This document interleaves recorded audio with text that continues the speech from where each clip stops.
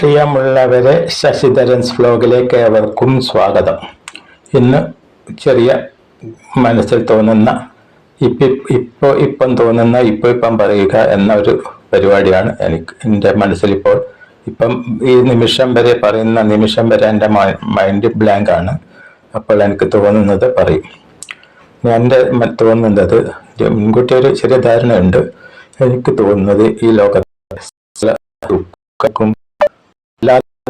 പറയുന്നില്ല, ചില ദുഃഖങ്ങളെല്ലാം കാരണം മനുഷ്യന്റെ അഹങ്കാരം, പിന്നെ ഈഗോ എന്ന് പറഞ്ഞാൽ അതിന്റെ മലയാളം എന്താ അറിയില്ല. ഈഗോ ഇല്ലാത്തവര് കുറവാണ്. എല്ലാവർക്കും വേണം ഒരു അഹങ്കാരം എന്ന് പറയാം. ഞാൻ എന്ന ഭാവം വേണം, പക്ഷെ അത് ഓവർ ആവാൻ പാടില്ല. അപ്പോൾ പണ്ടൊക്കെ ചെറിയ ചെറിയ ഈഗോവും കാര്യങ്ങളൊക്കെ ഉണ്ടായിരുന്നെങ്കിലും ഈ വൈകിയ വേളയിൽ, അതായത് 75-ാമത്തെ വയസ്സിൽ എനിക്കിപ്പോൾ ഒരു ഈഗവുമില്ല. ഏത് കുപ്പായിട്ട് പോകണം അതൊന്നും അങ്ങനെയൊന്നുമില്ല. ഏതെങ്കിലും ഒരു കുപ്പായിട്ട് പുറത്തിറങ്ങും. അപ്പോൾ ഭാര്യ പറയാ എന്തെന്നാപ്പിട്ട് പോന്ന്. അപ്പോൾ അങ്ങനത്തെ ഒരു ഈഗോ ഇല്ല. കോംപ്ലക്സ് ഇല്ല. സുപ്പീരിയോറിറ്റി കോംപ്ലക്സ് എന്ന് പറഞ്ഞ സാധനമുണ്ട് ചിലവർക്ക് ഇൻഫീരിയോറിറ്റി കോംപ്ലക്സ്. ഞാനിപ്പോൾ താമസിക്കുന്നത് എൻ്റെ ജന്മനാടായ തലശ്ശേരിയിൽ നിന്ന് ഒരു 7-8 കിലോമീറ്റർ മാത്രം ദൂരത്തുള്ള മുഴപ്പിലങ്ങാട് എന്ന ദേശത്താണ്. ഇവിടെ ഒരുവിധം ഒതുങ്ങിക്കഴിയുന്നുണ്ട്. പലർക്കും എന്നെ അറിയില്ല. അപ്പോൾ ചിലപ്പോൾ പലപ്പോഴും ചോദിക്കും ഇതാരാ എന്ന് ചോദിക്കും. എന്നാലും ഒന്നും അങ്ങനെ തോന്നില്ല. കാരണം ഞാനൊരു ഇന്ത്യക്കാരനാണ്. ഇന്ത്യ രാജ്യത്ത് എവിടെ പോയാലും ഒരു ഇന്ത്യക്കാരൻ എന്നാൽ നിലയിൽ അഭിമാനിച്ചോട് പറയാൻ ഞാൻ ഒരു ഇന്ത്യക്കാരനാണ്. കേരളത്തിനകത്തായാലും പുറത്തായാലും. അപ്പോൾ അങ്ങനത്തെ ഒരു ഇൻഫീരിയോറിറ്റി കോംപ്ലക്സ് എന്നൊരു സാധനമില്ല. പിന്നെ സുപ്പീരിയോറിറ്റി കോംപ്ലക്സ് വേണ്ടത് വലിയ വേറെ നിലയിലെത്തിയാൽ കീഴ് ജീവനക്കാരുള്ള ഒരു പുച്ഛമനോഭാവം, ഒരു അതിനത്ര ഞാൻ മേലോട്ട് സർവീസിൽ പോയിട്ടില്ല. പോകുമായിരുന്നു, പക്ഷെ അത് വേണ്ടെന്ന് വെച്ചു. പോകാൻ കാരണം ആരെയും അങ്ങനെ ഭരിക്കണം എന്നുള്ളൊരു ആഗ്രഹമില്ല. ഭരിക്കപ്പെടണം, മറ്റുള്ളവരുടെ തണലിൽ ജീവിക്കണം എന്നുള്ള ഒരാഗ്രഹം മാത്രമേ ഉള്ളൂ. ഒരു ഉത്തരവാദിത്തം ഏറ്റെടുക്കുവാൻ താല്പര്യമില്ല. തലവേദനയാണ് ഉത്തരവാദിത്തം എന്ന് വെച്ചാൽ തലവേദനയാണ്. 100 ആളുടെ വാക്കുകൾ വായിൽ നിന്ന് നല്ലത് ചെയ്താലും കേൾക്കേണ്ടി വരും, ചീത്ത ചെയ്താലും കേൾക്കേണ്ടി വരും. അതാണ് ഉത്തരവാദിത്തം. റെസ്പോൺസിബിലിറ്റി ഒരു മുൾക്കിരീടമാണ് സത്യം പറഞ്ഞാൽ. പക്ഷെ അധികാലം അതിൻ്റെ പിറകെയാണ് ഓടുന്നത്. അറിയില്ല. ഇപ്പം മദ്യത്തിനാണ് മുൻതൂക്കം. ഒരു മദ്യമോ ചിക്കനോ ഇല്ലാത്ത വീട്ടിൽ കല്യാണത്തിന് ആരും പോയി എന്ന് വരില്ല. അങ്ങനെയായിപ്പോയി. നമ്മളങ്ങനെ മാറി വരികയാണ്. നേരെ മറിച്ച് ഞാനിപ്പോൾ ആദ്യമൊക്കെ ഒരു കല്യാണ വീട്ടിൽ പോയാൽ സാധാരണ ചോറ് ഉണ്ടോയെന്ന് ചോദിക്കും. പിന്നെ മതി. കാരണം നമ്മൾ സാധാരണ ചോറിന് ഒരാൾ അവിടെ ടേബിളിൽ ഇരിക്കുമ്പോൾ ബാക്കി 3 പേരും ചിക്കനാണ് കഴിക്കുക. അപ്പം അവർക്ക് നമ്മൾ കാരണം ഇത് താമസിക്കും. കാരണം ഇത് കുറച്ചേ ഉണ്ടാവും സാധനം. ഇത് പരിധി പഠിച്ച് കൊണ്ടുവന്നപ്പോഴത്തേക്ക് ഈ 3 പേരും അവിടെ വെയിറ്റ് ചെയ്യണം. വരുന്നത് വരട്ടെ. ഈശ്വരൻ ഏതായാലും ഒരു വെച്ചിട്ടുണ്ടല്ലോ സമയം. ആ സമയത്തായാലും പോകും. ചിക്കൻ തിന്നാലും പോകും, മറ്റേ കൊളസ്ട്രോൾ ഉള്ള സാധനം തിന്നാലും പോകും, അല്ലെങ്കിലും പോകും. അപ്പോൾ പണ്ടൊരു പാട്ടുണ്ട്, ചിരിച്ചാലും മരിക്കും കരിഞ്ഞാലും മരിക്കും, എന്നാൽ പിന്നെ ചിരിച്ചൂടെ എന്ന് പറഞ്ഞൊരു ദാസേട്ടൻ പാടിയ ഒരു പാട്ടുണ്ട്. അപ്പോൾ അത്രയാണ് ഇങ്ങനെ പറയാനുള്ളത്. അപ്പം കോംപ്ലക്സ് 1, പിന്നെ ധാർഷ്ട്യം 2. ഇതൊക്കെ കളയേണ്ട കാര്യങ്ങളാണ്. ധാർഷ്ട്യം, ഞാൻ ഓരോരുത്തരും വലിയ ഉന്നതങ്ങളിൽ ഇരിക്കുന്നവർ പറഞ്ഞു കേട്ടാൽ ഒന്നും പ്രതികരിക്കാൻ പറ്റില്ല. കാരണം ധാർഷ്ട്യമുള്ളവർ അങ്ങനത്തെ പോട്ടെ. അഡ്വൈറ്റ് തിളക്കണം. ആരും അമ്മയുടെ ഗർഭപാത്രത്തിൽ നിന്ന് വരുമ്പോൾ ഇതെല്ലാം കൊണ്ടല്ല വന്നത്. വരുമ്പോഴും കാലി, പോകുമ്പോഴും കാലി. ആ തത്വം മനസ്സിലാക്കിയാൽ തന്നെ ഒരുവിധം ഈഗോവും കോംപ്ലക്സും എല്ലാം പോകും. പണ്ട് ഒരു എഞ്ചിനീയർ ഉണ്ടായിരുന്നു, PWD വർക്ക് ചെയ്യുന്ന സമയത്ത്. എല്ലാവരും നെറ്റി ഉറപ്പിച്ച എഞ്ചിനീയർ. അപ്പം അദ്ദേഹം സുഖവാത്തിൽ മരിച്ചു. നമ്മളൊക്കെ പോയിരുന്നു. ബോഡി മരിച്ചു കഴിഞ്ഞാൽ അതുവരെയുള്ള എല്ലാ അധികാരങ്ങളും ആജ്ഞാന ശക്തിയും എല്ലാം പോയി. അദ്ദേഹത്തിൻ്റെ ബോഡി ചിതയിലെടുത്ത് വെക്കുമ്പോൾ അദ്ദേഹത്തിൻ്റെ തല നേരെ നിൽക്കുന്നില്ല, ഇങ്ങനെ ഇങ്ങനെ ഇങ്ങനെ കൊഴിഞ്ഞു വരിക. അപ്പോൾ ആരോ ഒരു ചിരട്ട എടുത്തിട്ട് അവിടെ സപ്പോർട്ട് കൊടുത്തു.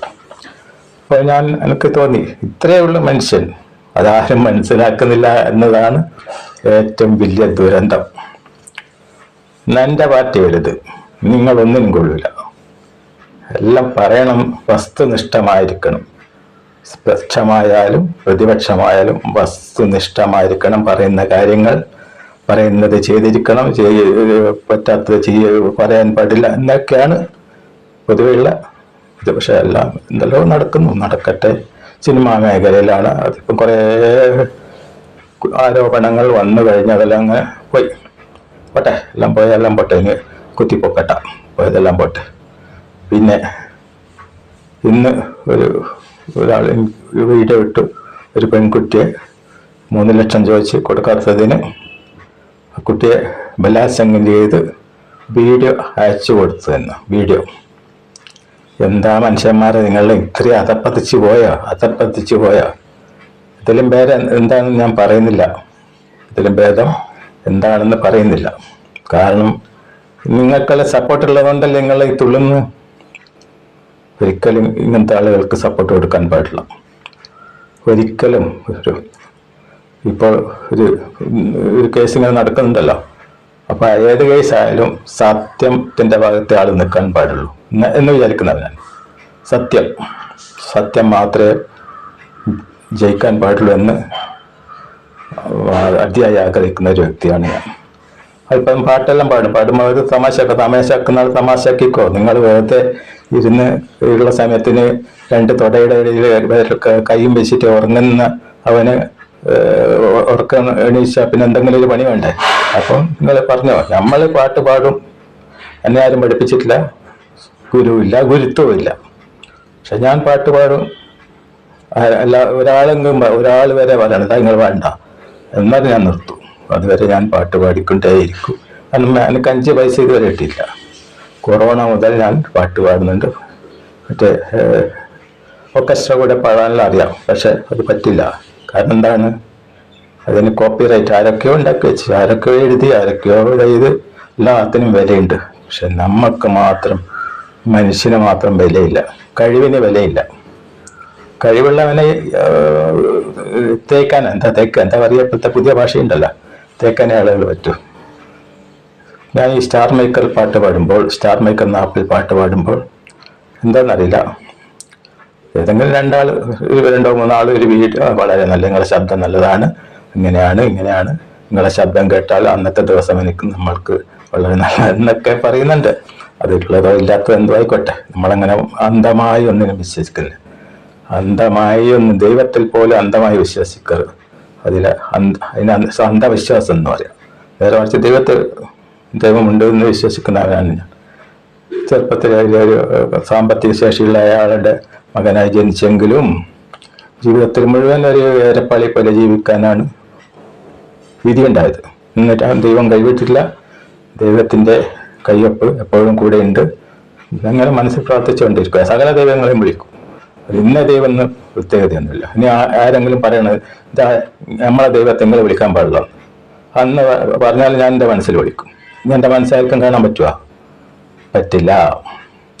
അതാണ് മനുഷ്യൻ എല്ലാം അറിഞ്ഞിട്ടാണ് ഒരു ശക്തി, ദൈവം എന്ന ശക്തി സൃഷ്ടിച്ചിരിക്കുന്നത്. ഒരുത്തൻ്റെ എൻ്റെ മനസ്സിൽ എന്താണെന്ന് പറഞ്ഞാൽ പ്രശ്നങ്ങളാണ്. അറിയാമല്ല എന്തെല്ലാം പ്രശ്നങ്ങളുണ്ടാവും, എല്ലാം പ്രശ്നങ്ങൾ. അപ്പോൾ അതുവരെ ഒളിപ്പിച്ചിട്ടാണ് നമ്മളെ ഓരോ അവയവങ്ങൾ, മനുഷ്യൻ്റെ ഓരോ അവയവങ്ങൾ എടുത്ത് നോക്കിയാൽ മനസ്സിലാകും എന്തൊക്കെയാണ്. ഇതൊരു പ്ലാനിങ്. ഒരു എഞ്ചിനീയറാണ് ദൈവം, ഡോക്ടറാണ്, എല്ലാമാണ്, പ്രകൃതിയാണ്, എല്ലാമാണ് ദൈവം. അപ്പം ദൈവത്തിനോട് റെസ്പെക്റ്റ് വേണമെന്ന് കരുതുന്ന ഒരാളാണ് ഞാൻ. അത്രയേ ഉള്ളൂ. നമ്മൾ ചെറുപ്പത്തിൽ നല്ല സാമ്പത്തിക ശേഷിയുള്ള ഒരാളുടെ മകനായി ജനിച്ചെങ്കിലും അമ്മ മരിച്ചത് കാരണം ഇതൊക്കെ നമുക്കൊന്നും അനുഭവിക്കാൻ പറ്റില്ല. ചെറിയ ബിരിയാണി ഒന്നും ഇറച്ചിക്കൊട്ട് അടുത്തിരുന്ന പോലെ ഉള്ള ഒരു അനുഭവമാണ് നമ്മൾക്ക് ജീവിതത്തിൽ ഉണ്ടായത്. കുറെ കടക്കാരൊക്കെ വന്ന് ചീത്തറിനൊക്കെ കേൾക്കേണ്ടി വന്നിട്ടുണ്ട്, പട്ടിണി കിടക്കേണ്ടി വന്നിട്ടുണ്ട്. പക്ഷെ എന്നാലും ദൈവം കൈവിട്ടില്ല. ഇങ്ങനെ ചെറിയ മട്ടത്തിൽ അതിനും ജനങ്ങൾക്ക് അസൂയ. ഒരു സർക്കാർ ജോലി കിട്ടി 4 പൈസ വാങ്ങുന്ന അതിനും അസൂയ. എന്താ ചെയ്യുക? കണക്കിന് വലിയ വലിയ കോടികളുള്ള ആൾക്കാരോട് അസൂയ ഉണ്ട്, മരിച്ചു പോവല്ലോ. അതൊന്നും പാടില്ല. നമുക്ക് ഒരാളോട് അലക്കാരനങ്ങ് എന്ത് കോടീശ്വരനോ എന്തോ ആയിക്കോട്ടെ, പക്ഷെ നമ്മളെ റെസ്പെക്ട് ചെയ്യുന്ന നമ്മളെ റെസ്പെക്ട് ചെയ്യുക, അല്ലാത്തവരെ അങ്ങ് അവരെ വാട്ടിലങ്ങ് വിട്ടേക്കുക. സത്യം നടക്കണമെന്ന് ആഗ്രഹിക്കുന്നവനാണ് ഇനിയെങ്കിലും നാട്ടിൽ മൊത്തം കേരളം മാത്രമല്ല ഇന്ത്യ രാജ്യത്ത് സത്യം പുലരണം. ജാതി മത മറ്റും താണവനാണ്, മറ്റും ഉയർന്നവനാണ്, ഇതൊന്നും അത്ര കാര്യമില്ല. ഞാനൊന്നും ജാതിയൊന്നുമില്ല, ഞാൻ ഒരു ജാതിയിൽ വിശ്വസിക്കുന്നില്ല. അതുകൊണ്ട് പറയാനുള്ളത് ഈഗോ, രാഷ്ട്രീയം, തൻപ്രമാദിത്വം ഒക്കെ അവസാനിപ്പിച്ചാൽ തന്നെ വലിയ ഇപ്പോൾ അമേരിക്ക പ്രസിഡന്റ് അതേപോലത്തെ ആൾക്കാരിൽ കാട്ടിക്കൊട്ടുന്നില്ല. അധികാരം വോട്ട് കൊടുത്ത് അധികാരത്തിൽ വന്നു കഴിഞ്ഞാൽ പിന്നെ എന്ത് തെമ്മാടിത്തരം കാട്ടാന്ന് ഉള്ളതില്ല. ഇത് ലോകത്തിൻ്റെ നമ്മൾ കേരളത്തിലെ കാര്യമല്ല പറയുന്നത്, അങ്ങനെയാണുള്ളത്. അപ്പോൾ അതൊക്കെ ശരിയായിട്ടെല്ലാം പ്രാർത്ഥിക്കുക, എല്ലാം ശരിയായി വരട്ടെ എന്നും. മാവേലി വാണിടും കാലം മനുഷ്യരെല്ലാവരും ഒന്നുപോലെ എന്നൊരു കാലം വരുമെന്ന് മാത്രം പ്രതീക്ഷിച്ചുകൊണ്ടും നമ്മൾ ഇത്തരം പറഞ്ഞ ഈഗോകൾ ഏത് കോംപ്ലക്സാണ്? Superiority complex, inferiority complex, stadium complex, പിന്നെ ഞാനെന്താ പറയേണ്ടത്? എല്ലാ കോംപ്ലക്സും മാത്രമല്ല, നമുക്ക് ഈ മത്സരം ഇപ്പോൾ നമ്മുടെ കുട്ടികളെ പേരക്കിടാൻ പറ്റുന്ന എൻ്റെ മക്കളെല്ലാം അങ്ങനത്തെ ഒന്നും പോയിട്ടില്ല. മക്കളെല്ലാം മത്സരിപ്പിക്കലൊന്നുമില്ല. അവർക്ക് കഴിവുണ്ട്, അവർ നേടട്ടെ, ഇല്ലാത്തവരെ ഒന്തിക്കയറ്റുന്ന പരിപാടി ഇല്ല. പിന്നെ എന്തും ആയിക്കോട്ടെ, കലോത്സവത്തിലെല്ലാം കണ്ടുവരുന്നതാണ് പറയുന്നത്. കുറച്ചൊക്കെ എന്താ പറയേണ്ടത്, ഇതിനുള്ളൊക്കെ ഏത് ഭാഷയിലാണ് പറയേണ്ടത് അറിയില്ല. നടക്കട്ടെ, ഇങ്ങനെ നടക്കട്ടെ.